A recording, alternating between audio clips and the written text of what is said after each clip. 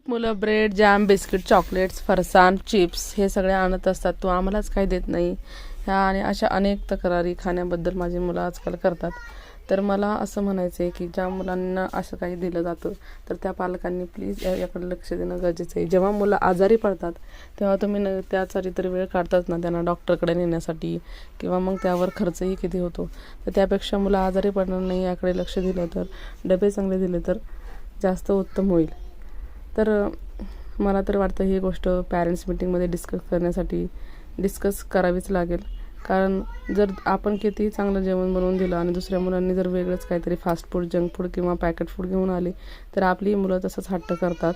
तर मला असं वाटतं की प्रत्येक पालकांनी याकडे लक्ष देणं गरजेचं आहे. जर तुम्ही एखाद्या पॅकेट फूडवर जर इन्स्ट्रक्शन वाचल्या तर त्या किती हानिकारक आहेत ते तुम्हाला कळतीलच. तर ह्या मुद्द्यावर तुमचं काय मत आहे मला कमेंट करून नक्की सांगा. आणि व्हिडिओ आवडला तर लाईक नक्की करा.